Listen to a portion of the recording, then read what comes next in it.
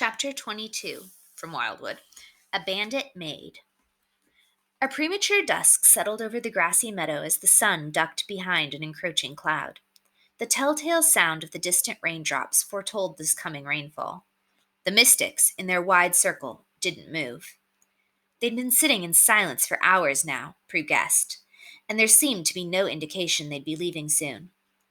The rain began to fall, pelting the grass in torrents. Prue sat for a time, trying to match the mystic's resilience, but in the end gave up and ran to the cover of a nearby oak tree. Wringing water from her hair, she sat against the tree's rough bark and continued to wait. And wait. The rainstorm was momentary. It passed within half an hour, and the meadow was barraged by an explosion of sun as the rain clouds melted away, leaving the dew-dappled grass in a glistening sheen that looked almost diamond-studded. The late afternoon gave way to early evening. Prue walked back out from underneath the oak and returned to her seat, still watching the unchanging circle of mystics intently. It was clear that the robed children she'd seen earlier were acolytes of some sort. They'd partaken in the sit briefly, lasting an impressive hour or so until the youngest among them became too fidgety and respectfully stood up and ran off in some other direction. After a time, all of them had shrugged off the meditation and were back to the prior activities, playing tag and ring around the rosy, studying bugs in the tall grass, daydreaming. One, a young girl, peeled away from her group, having kept an eye on Prue the entire time. Overcoming her shyness, she approached Prue and sat down a cautious 5 feet away. Prue waited for the girl to say something, and when she didn't, she smiled and said, "Hi." "Hi," said the girl, apparently overjoyed to have gained Prue's attention. "I'm Iris. What's your name?" Prue introduced herself. "You're from over the boundary, huh?" asked Iris. "Yep," said Prue. "What are you doing here?" "I'm hoping the mystics will help me find my brother," said Prue, before adding playfully, "What are you doing here?" Iris blushed. "I'm learning. I don't know if I'm any good, though. It's hard to sit still. I'm only a second yearer, though. They say I'll get the hang of it by the 6th year. My parents say I have the gift." She shrugged. "I don't know, though." "The gift?" asked Prue. "Yeah," said the girl. "To be a mystic? I didn't think anything of it. I'd just like to sit in the garden and talk to plants." "Do they talk back?" asked Prue. Iris crumpled her nose and laughed. "No, they don't talk," she said. "They don't have mouths." "Well," said Prue, "then why do you talk to them?" "'Cause they're here. They're all around us. It'd be rude to just ignore them," said the girl. "Watch." The girl shifted on her knees and placed her hand calmly at her sides, closing her eyes. A tuft of grass before her began to waver, as if a breeze had suddenly picked up and was thrumming through its blades. Prue noted, however, that the air around them remained still. As she watched, the individual blades of grass started to quiver and then, to Prue's amazement, began wrapping themselves around their neighbors. Before long, the grass on the tuft had created a little forest of perfectly braided strands. "That's incredible," she whispered. The girl's brow was wrinkled with concentration as the grass continued to weave together, but the uniformity of the braids slowly grew more chaotic and messy until the woven patterns became indistinguishable and the tuft of grass had knotted itself into a tangle of quivering green wires. "Philly!" shouted Iris, her eyes opening. "I always mess that up!" Her attention withdrawn, the leaves untangled themselves and returned to their previous incarnation, a simple tuft of meadow grass. A makeshift soccer ball made of twine came bouncing between them. 2 acolytes, a boy and a raccoon, apologized as they ran to get it. Iris, belaying her age and attention span, immediately forgot Prue and leapt up to chase it, to get it before her playmates did. She'd run only a few yards, though, before she stopped and turned to look at Prue. She jogged back to where Prue sat and placed a hand on her arm. "Don't worry," she said. "You're going to find your brother." And then she ran off to join the other robed children. Prue stared at the young girl as she ran away, thunderstruck by the display of powers she'd just seen. "You do that?" she thought. "Through meditation?" The mystic had said that she, Prue, was of woods magic, or at least partly. Why shouldn't she then be able to make the grass do her bidding? She briefly stared back down at the tuft of grass and willed it to move. Nothing happened. She gritted her teeth and thought as loudly as she could, "Move, I command you." Still nothing. Prue huffed in disappointment. She looked back up at the milling children, the sitting mystics, and the looming tree. What power, she thought. If anyone could help her, these people could. And what had Iris said before she left? That Prue would find her brother? She was struck by the honesty of the girl. How plain-spoken she'd been. How certain her voice was. Prue found that she was smiling, a small ray of hope eclipsing the desperation of her predicament, if only for a moment. She watched the children at play, watched a few older robed figures appear from the woods and whistle to them. Hearing the whistle, they all immediately dropped what they were doing and gathered in single file. A second whistle came, and they began walking towards the whistler, their feet in loose lockstep. Before long, they disappeared beyond the wall of trees. Prue sighed and trained her eyes back on the council tree and the static circle of mystics encircling it. The light began to fade. Prue hiked her knees to her chest and buried her chin in the inside of her elbow, and waited. The grass at her feet rustled slightly. "You're really going to do this, aren't you?" said Septimus in disbelief. "I mean, you're really going to do this? You're going to go to war with these people?" Curtis, sitting on a rock in front of the campfire, nodded. He was busy scraping a flinty stone against the chinked blade of a saber. With each drag of the stone across the blade, the gouges that marred the edge grew shallower and shallower. He'd been given the job by Seamus, and he found it was oddly satisfying. The dusk had lowered over the camp, and the air was tinged blue. "You're crazy," declared Septimus, shaking his head. "You're nuts. Don't you have a family at home, back on the outside, like parents and things?" Curtis nodded again. "I do, yeah." Septimus held out his paws. "Then why, man? Why? Why don't you go home to him? Forget about the whole thing. Go back to your life." Curtis paused and looked over at the rat. He was perched on an upended chunk of firewood in front of the crackling campfire. "That's what you're going to do, I take it?" said Curtis. He held the saber at arm's length and eyed the blade. Satisfied, he tossed it on the pile of weapons beside him and called to Septimus. "Another one, please."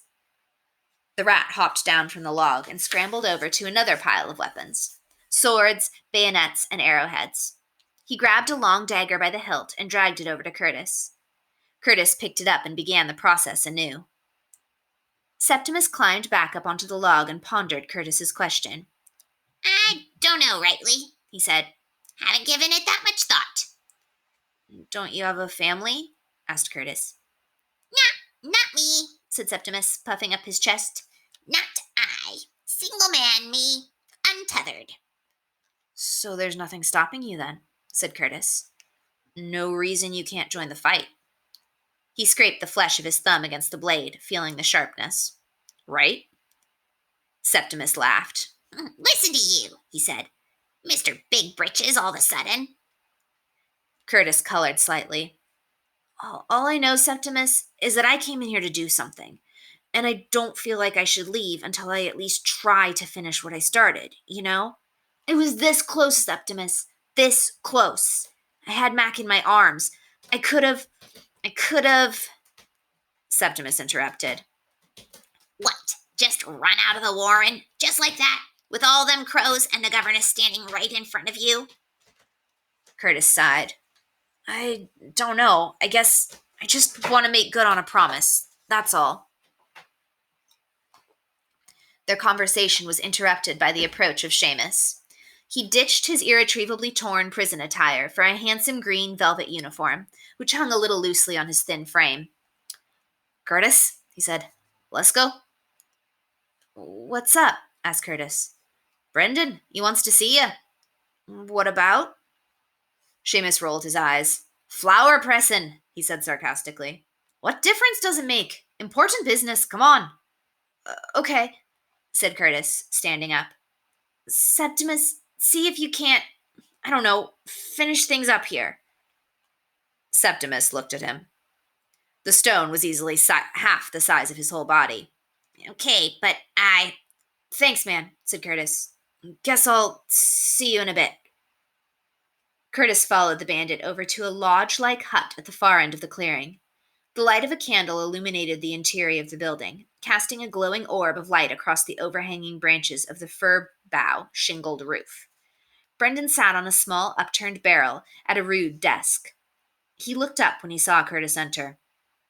"How are you, Curtis?" asked the Bandit King.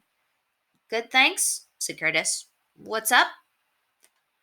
Brendan gestured for Seamus to stand by the door of the hut.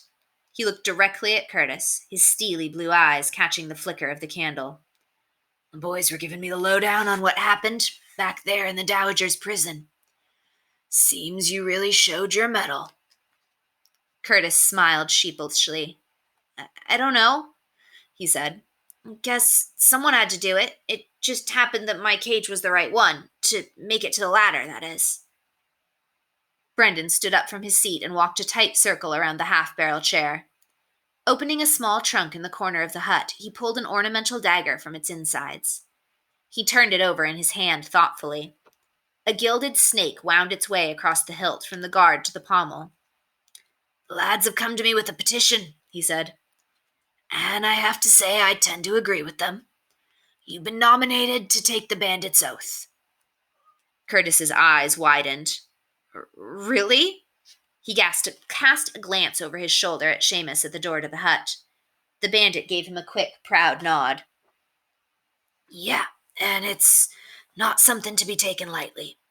Very few men and women, if they ain't first born into the camp, get the opportunity to do so. And as far as I can reckon, you'd be the first outsider to be elected." "What does it mean?"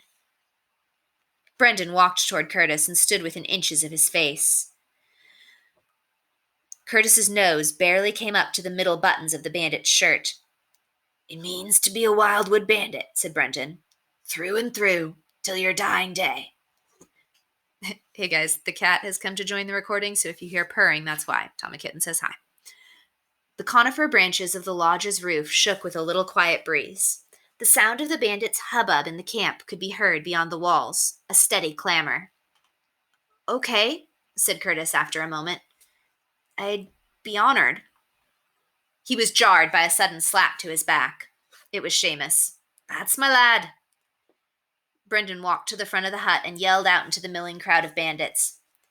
"Angus! Cormac! He's ready!" The four bandits, Angus, Cormac, Seamus, and Brendan, led Curtis away from the hubbub of the campsite and over to where a few torches illuminated a narrow switchback trail that cut its way up the side of the ravine. After a short time, they came to a small glade. In the center of the clearing was a carefully stacked pile of slate stones, standing about 3 feet high, protected from the rain by a small wooden shelter. The bandits urged Curtis forward. They fanned out to make a semicircle around the altar-like stack. Walking closer, Curtis saw that a thick, dark film stained the gray face of the altar's headstone. "Stand by the stone, Curtis," said Brendan. Curtis glanced down at the altar. Little stripes of the dried black liquid descended the length of the altar. A dark clot of the stuff had pooled in a little divot in the face on top of the stone. Suddenly, Curtis heard the ominous swick of a dagger being drawn. He turned quickly to see Brendan, his face awash in torchlight, approaching. He held the ornamental knife in his hand. A moment of panic passed through Curtis's chest. Was this some sort of trap? Had they really not forgiven him for his involvement in the other day's battle? He was about to issue a frightened plea when he saw Brendan do something wholly unexpected. He brought the blade of the knife against his own palm and, gritting his teeth, drew it across the flesh. A bright streak of red appeared on his palm, and he walked to the side of the stone altar, letting the blood drip onto the rock. Turning to Curtis, he flipped the knife in his uncut hand so the handle faced out, towards Curtis. "Cut your palm, stain the altar stone with blood," explained Brendan, bright drops of red dripping from his open palm. Curtis took the knife from Brendan and gingerly held the blade to the smooth skin of his palm.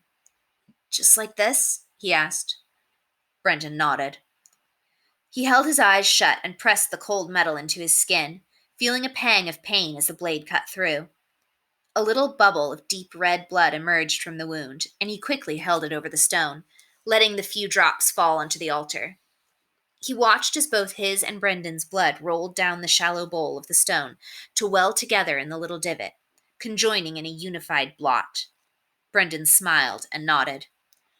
"Now the creed," instructed Brendan. Angus stepped forward and began to recite the oath, which Curtis repeated after every line.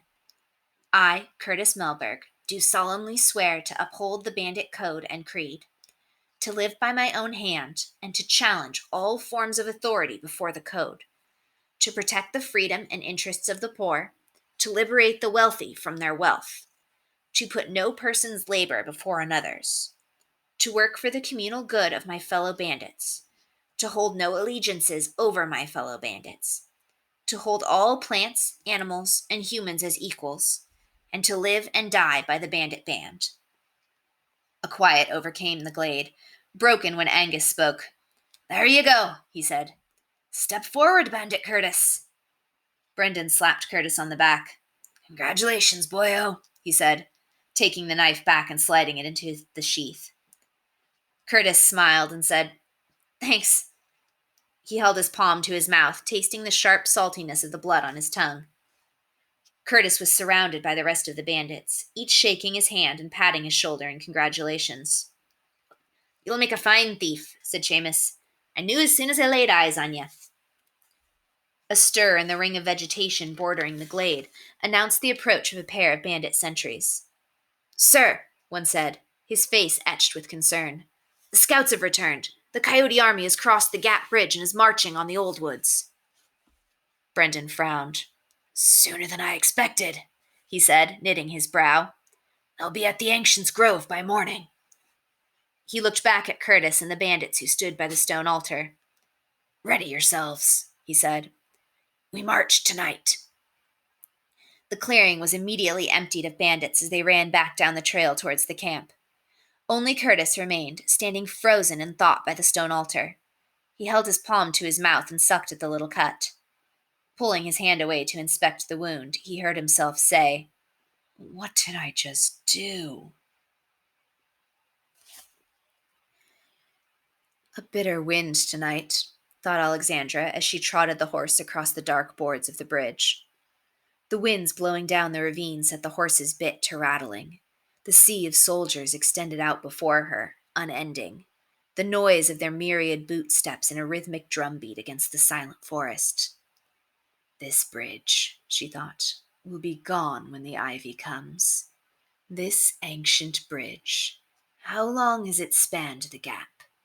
Since before the Sphic dynasty, before the mystics fled southward, the last unbroken remnant of the ancients' great civilization, its wooden boards laced with magic.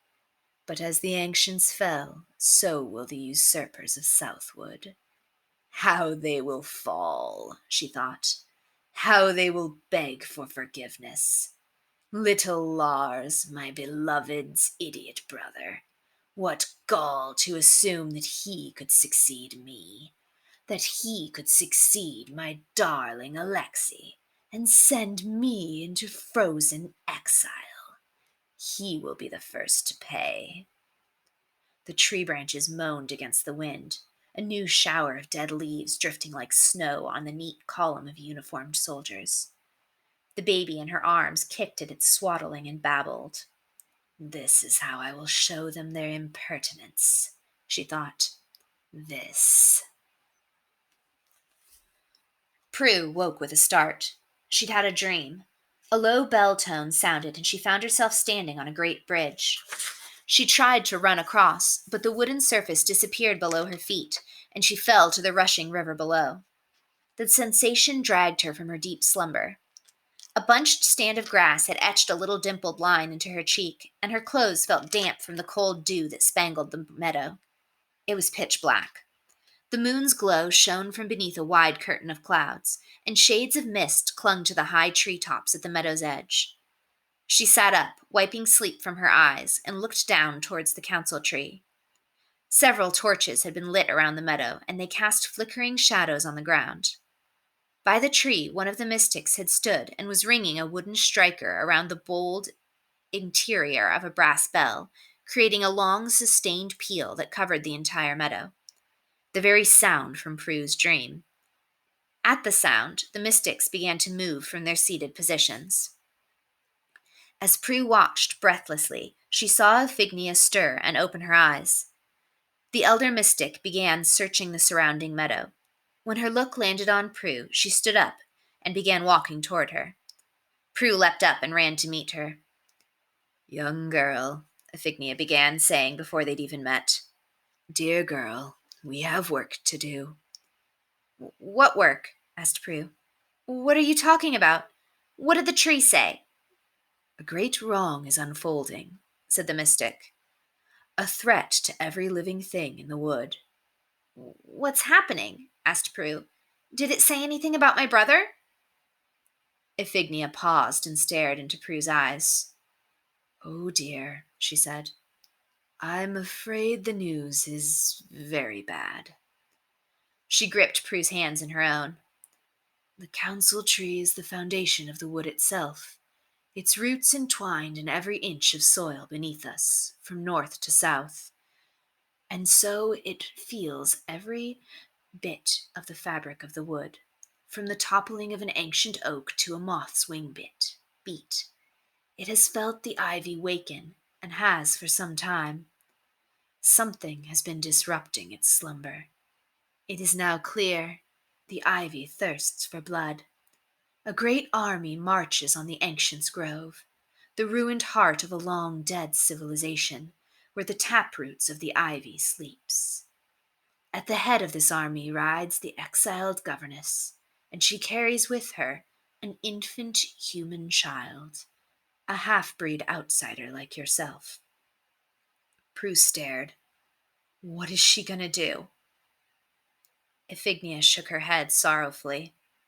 "Something more terrible than you can imagine. She means to feed the child to the ivy. The blood will revive the slumbering plant and make it subject to the governess's will. Gaining that, she means to wipe out everything, every plant and animal in the wood." She's going to kill him?" Prue could feel the color drain from her face. Her knees began to wobble. She hadn't known what to expect, but this was certainly the worst she could imagine. "No." She leaned into the mystic for support. "She can't." Iphigenia nodded, her knobby fingers pressing deeply into Prue's palms. "Such is the madness of this woman," said the mystic. The other mystics, their golden robes rustling the meadow's grass, approached and stood behind Iphigenia. "This is our task," said Iphigenia slowly, looking at each of her fellow mystics in turn. "We must stop this aberration from happening." The mystics each nodded gravely. Iphigenia continued. "The trial before us, however, may be impossible. While there are protocols in place for such an event, rarely in the history of Northwood have we faced the need to muster an army. Nonetheless, this is what we must do, and quickly." Here she addressed her fellow mystics directly. "When the sun rises to its highest point on this day, the autumnal equinox, the child dies. We have little time." She turned and spoke to one of the mystics, a slender doe. "Hydrangea," she called. "Call the constabulary. We must ring the bell." The doe nodded and loped away from the gathering mystics. "You have an army?" asked Prue. "No, not as such," Iphigenia replied. "The Northwood Charter decrees that all citizens of Northwood are duty-bound to militia service should the need arise. We are peaceable people, my girl, but even we in the course of our history have been called to defend our community." She knitted her brow and frowned. "Though I can't rightly speak to the condition of our volunteer militia at present. 9 generations have gone and passed since we've had any need for an army. This is all very distressing." She sighed and glanced back at the massive tree in the center of the darkening meadow. But if it is the will of the tree, then we must abide. Thank you, said Prue. If we are successful in stopping the governess, your brother being saved would be a fortunate consequence of our actions, dear Prue, said the mystic. We will involve ourselves for the sake of the wood, for the sake of our home. She looked to the space where the trail broke an opening into the bordered trees. Look, the constables approach. Let's walk to them. We have little time to waste. The campfires were fed wood until the flames licked at the overhanging boughs, illuminating a throng of activity among the bandits. Bags being packed, provisions stowed, and arrows refeathered. A line of men and women stood inspecting ancient-looking rifles. Another line carefully poured black gunpowder into leather pouches. Curtis quickly finished up the last of the weapons he'd been tasked to sharpen, and was about to help load a brace of rifles into an awaiting cart when Brendan called him over. Yeah? Asked Curtis as he approached. A newly christened bandit of your stripe. We'll need to outfit you right. Brendan brushed Curtis's coat. That'll get tarnished over time, though you've got a good start to it. How are your boots? Fine, I think, said Curtis, shifting his feet as a way of inspection. Good, because we ain't got any more boots, said Brendan. He paused before saying, I'm trying to remember. You were more of a tactical ops man in that battle we fought when you were with the coyotes, weren't you? Curtis blushed at the mention. Not really, he said. It wasn't supposed to fight at all, actually. I kind of fell into it. Literally. I mean, I was up in the tree. Brendan interrupted. Got it. No time for battle stories, boyo. We've got bigger fish to fry. Now, what'll it be? Pistol or cutlass? Curtis chewed on the options for a moment. The question had brought that old quandary fresh to the surface. He was going to have to fight. The battle he'd fought with the governess leapt back to his mind, and it seemed to him that he'd been incredibly lucky. It didn't strike him as likely that that sort of luck would hold out again. The cannon fire, the dead tree trunk falling into the howitzer crew, he saw it with his mind's eye as if it were a dream. A wry smile had cracked across Brendan's face. I getcha, he said, reading Curtis's silence. Both it is. He turned and walked into a nearby tent and returned holding a rugged leather belt. An ivory-handled pistol and a long, curved saber jutted from a holster and sheath attached to the belt. He threw it to Curtis, who gingerly caught it in his arms. You're a hard man, Curtis, said Brendan. A hard man. Go see Damien for munitions and keep your head high. Remember, you're a bandit now. Curtis, unsure of himself, gave a quick salute. And don't salute, reproached Brendan. This ain't the army. Okay, said Curtis, his arm falling awkwardly to his side. Thanks, Brendan. He began walking towards the munitions tent, carefully dodging the insistent traffic of busy bandits. A leap to avoid a barrel-chested man with an armload of cutlasses, a pinwheel to avoid tripping two bandits carrying a wooden crate. Passing one campfire, he felt the familiar tug of Septimus grabbing hold of his pant leg and climbing to his shoulder perch. You really like it up there, don't you? Asked Curtis, when he felt the weight of the rat on his left shoulder. It's nice, yeah, responded Septimus. I like the view. Besides, I prefer being up above things. It's every rat for himself down there on the ground. Had my tail stepped on twice already tonight. They're not used to having a rat in camp, said Curtis. Guess not, said Septimus. Hey, where'd you run off to there? Looked ominous. I'm a bandit now, Septimus. Officially. Took the oath. Wow, kid. Wow, said the rat. I mean, impressive. How does it feel? Curtis shrugged. I don't know. Guess I feel the same. They could use all the manpower they can get. I count just under 100. 97 bandits. With you, 97 and a half. He chortled at his own joke. When he saw that it elicited no response from his host, he continued. Whatever. Come tomorrow night, there ain't gonna be any bandits. 0. Septimus, said Curtis sternly. What did I say? Right. No bad-mouthing the bandits. Got it. They arrived at the munitions tent, a large canvas structure nestled up against the ravine wall. A grizzled-looking bandit, Damien, with a cheek full of tattooed tears, stood at the front flap, doling out bullets and powder to a line of waiting men and women. The line moved quickly, each bandit peeling away when they'd received their allotment. Curtis was nearly at the front when a ruckus broke out between Damien and the bandit in front of Curtis. "Sorry, Aislinn. You get what you get," Damien was saying stoically. "Come on! I mean, I'm 14!" said Aislinn, a girl. She wore her sandy yellow hair back in a ponytail, a brightly colored skirt ruffled above a pair of tall boots, a pinstriped vest covered an ash-stained white blouse. "Exactly," Damien rejoined. "You'll get your pistol at 16. Next, please." He motioned for Curtis to step forward. As Curtis excused himself and scooted to the front of the line, Aislinn clapped her fuming eyes on him. "But he's no older than I am, and he's got a pistol and a cutlass." Curtis, taken aback, could only apologize. "Sorry, I didn't really have anything to do with it." Damien eyed him suspiciously. "Where'd you get that stuff?" "Brendan," explained Curtis defensively. "Brendan gave them to me. I didn't ask for them. He just gave them to me." Aislinn, in disgust, blew a puff of breath at the dangling strand of her hair. "Figures, Brendan. Oh, it's okay for a boy to have a pistol before his 16th, but me? No way. Hold all plants, animals, and humans as equal my shoelace. What a bunch of squirrel scat." Damien shrugged his shoulders apologetically before disappearing into the tent and coming out with 2 pouches of powder and bullets. Seeing this, Aislinn gave a loud "huh" and stalked away to a nearby campfire. Curtis watched her leave curiously. He was jolted back to attention by the munitions officer. "Hey," he shouted. "Kid!" He snapped his fingers just inches from Curtis's face.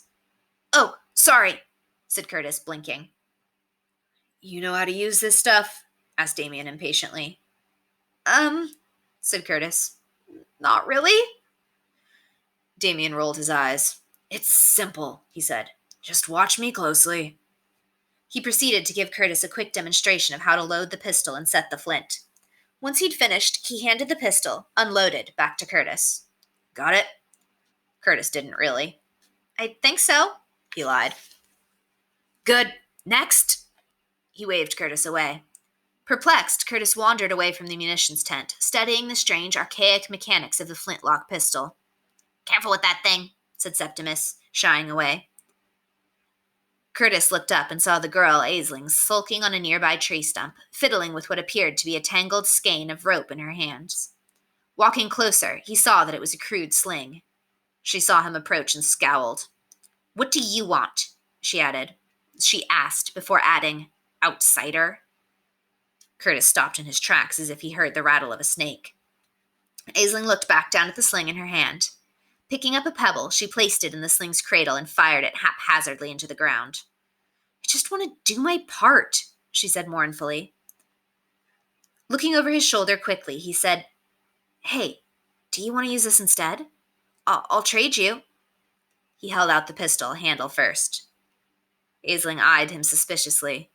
"Really?" she asked. Curtis nodded. "I'm not much of a gunner myself," he said. "I'm more of a, tactical ops man." The girl's face brightened. "Tactical ops, huh?" she said, impressed. "Cool." She took the pistol and bounced it in her palm as if weighing it.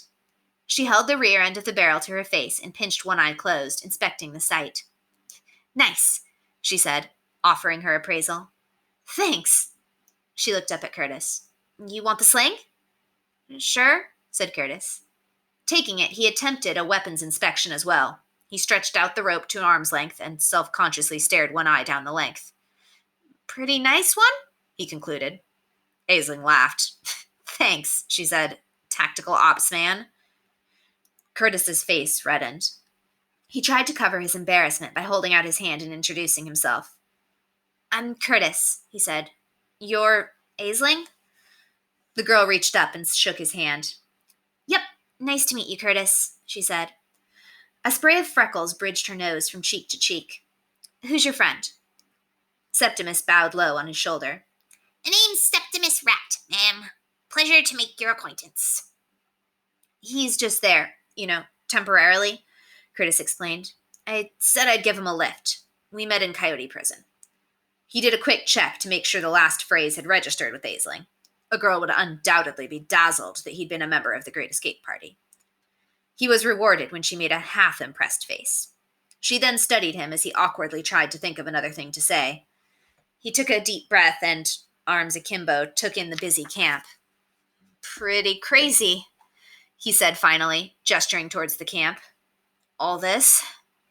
Aisling nodded and continued to fiddle with the hammer of the pistol. Can't wait to get some coyotes in my sight, said Curtis, hefting the sling and swinging it casually in one hand. Glancing to make sure Aisling was watching, he reached down and picked up a small rock and set it into the cradle. All this time just sitting here, he began rocking the sling. I'm pretty ready to get back into the...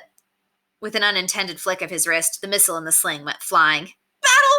He squeaked, watching the rock fly over the bandit camp and into a neat stack of earthenware bowls. They crashed to the ground in a shower of terracotta shards, and the entire camp stopped their activities to stare at Curtis. Oh, God, he said, blushing deeply. I'm so sorry. I really didn't mean to. Aisling was belly laughing, rocking on the tree stump. Maybe you should stick to tactical ops, said Septimus. Curtis snapped at the rat. I'll get the hang of it, just wait. He was about to fume off when Aisling waved him over. That's good, the girl said, between fits of laughter. Things were getting a little too serious around here anyway. Nice work. Curtis smiled and shrugged. Do what I can, he said. The sound of a horn penetrated the din of camp activity, its one long sustained note sweeping over the ravine. Curtis looked up to see the bandits snap to attention. Guess this is it, said Aisling, turning solemn.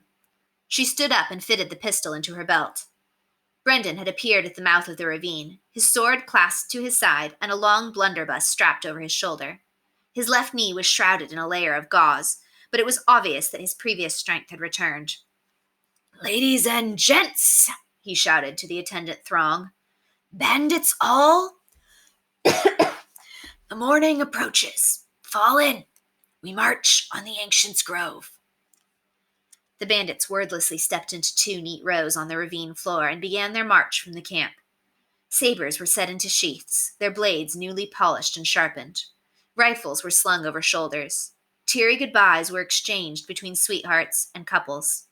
Several of the younger children began to cry, separated from their parents, and were comforted by the few attendants who'd been left behind to mind the camp. Aisling and Curtis began to walk towards the marching column. Good luck, said Aisling as she disappeared into the crowd. Tactical ops, man.